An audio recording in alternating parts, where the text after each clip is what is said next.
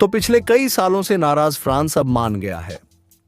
दरअसल अमेरिकी company general electric तेजस के लिए इंजन की सप्लाई करने में जिस तरीके से देरी कर रही है और बहाने बनाकर आनाकानी कर रही है, इससे भारत का विश्वास अमेरिकी कंपनी जनरल इलेक्ट्रिक से पूरी तरह उठ चुका है।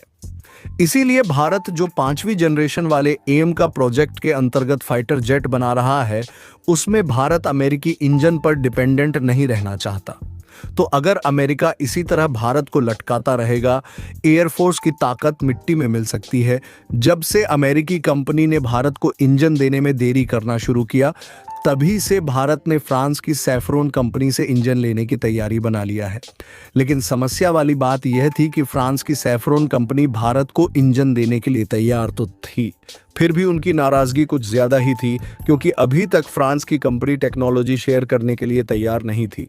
लेकिन दोस्तों, भारत ने कुछ ऐसी तरकीब लगाया कि नाराज फ्रांस भी मान गया और भारत का काम भी हो गया, क्योंकि खबर निकल कर आ रही है कि फ्रांस की सैफ्रॉन कंपनी भारत की GTRI के साथ मिलकर 110 किलो न्यूटन के नए इंजन को बनाने के लिए तैयार है। और कमाल की बात यह है कि इस नए इंजन की जो IPR ओनरशिप यानी कि मालिकाना हक होगा, वह इंडियन लैबोरेटरी GTRI के पास ही रहेगा। पूरी डेवलपमेंट क्या है आज के इस सेशन में समझते हैं, लेकिन नाराजगी जाहिर करने वाला फ्रांस आखिरकार भारत की बातों को मान ही गया और एडवांस इंजन की टेक्नोलॉजी देने के साथ साथ भारत की कंपनी के साथ मिलकर डेवलपमेंट करने के लिए तैयार है। उसके लिए वीडियोस को एक लाइक करके चैनल को सब्सक्राइब जरूर कर लीजिए। देखिए, जितने भी यूरोपीय देश है, ये सभी यूरोपियन यूनियन के इशारे पर चलते हैं। और जिस तरीके से चलांग दिमाग वाले कुछ लोग होते हैं जो कि खुद का तो फायदा देखते हैं, लेकिन जहां दूसरे का फायदा होता है वहां कोई ना कोई बहाना बनाने लगते हैं और दूसरों की जरूरत कभी बनाना नहीं चाहते। ठीक इसी मिजाज का दिमाग यूरोपीय यूनियन भी लगता है। इसलिए यूरोप के जितने भी देश हैं वह इसी फार्मूले पर चलते हैं और जिस तरीके से पुश्तैनी अमीरी होती है, उसी तरीके से यूरोप के ये सभी देश अमीरों की लिस्ट में गिने जाते हैं, क्योंकि यूरोपीय देश मशीनों के मामले में पहले से ही टेक्नोलॉजी रखते थे और इन्हीं टेक्नोलॉजी का इस्तेमाल करके मशीनरी कंपोनेंट बनाते आ रहे हैं और बाकी के देशों में बेचते आ रहे हैं, जिससे उनकी कमाई बहुत अच्छे तरीके से आज भी चल रही है। और यहीं पर ये दिखाते हैं चालाकी, क्योंकि मशीनों और इंजन को बेचने से जिस लेवल तक इनका फायदा होता है उस लेवल तक तो जाते हैं, लेकिन जिस लेवल के बाद सामने वाले देश का फायदा होना शुरू हो जाता है, वहां से ये अपना कदम पीछे हटा लेते हैं। वैसे तो ज्यादातर यूरोपीय देशों का फार्मूला अधिकतर एशियाई और अफ्रीकी कंट्रीज के साथ काम कर जाता है, लेकिन इनके इसी चालाकी वाले फार्मूले का तोड़ अब भारत ने भी निकाल लिया है। दरअसल हम सभी लोग जानते हैं कि भारत को डिफेंस सेक्टर में अगर इस समय सबसे ज्यादा किसी चीज की जरूरत है तो वह है फाइटर जेट में लगने वाला ऐसा इंजन जो कि हाई थ्रस्टर्स वाली एनर्जी जनरेट करता हो और उसकी फ्यूल एफिशिएंसी ज्यादा हो, यानी कि कम फ्यूल में ज्यादा ताकत पैदा करें।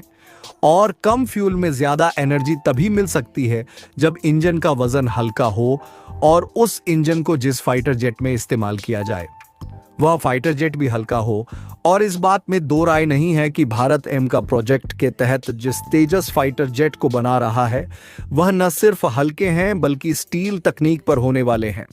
हल्का रहने से यह फायदा होगा कि कम फ्यूल में ज्यादा स्पीड से चलेगा, यानी कि फ्यूल एफिशिएंसी ज्यादा मिलेगी, जिससे फाइटर जेट को उड़ाने का ओवरऑल खर्च कम हो जाएगा और हमें किसी भी छोटे से छोटे मिशन के लिए फाइटर जेट को उड़ाकर मिशन को आगे बढ़ाने में 2 बार नहीं सोचना पड़ेगा।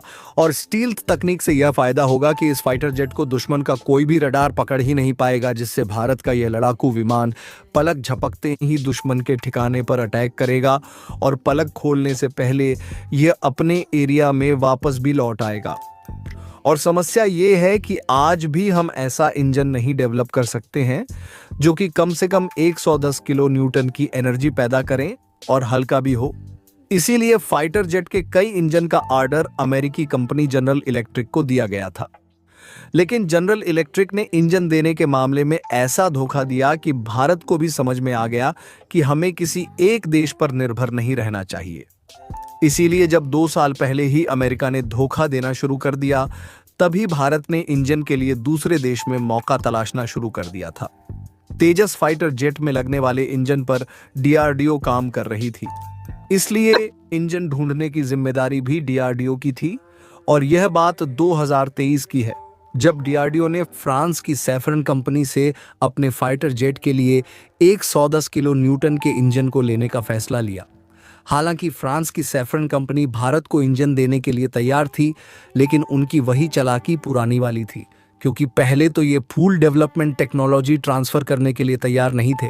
लेकिन जब ये टेक्नोलॉजी ट्रांसफ़र करने के लिए तैयार हो गए तो भारत के हिसाब से कस्टमाइजेशन करने के लिए तैयार नहीं थे। लेकिन भारत ने भी ठान लिया था कि अगर फ्रांस इंजन नहीं देता तो रूस जैसे देशों में इंजन खरीदने की तलाश की जाएगी और कस्टमाइजेशंस को भारत के हिसाब से करने के साथ साथ full of the technology transfer भी करना होगा।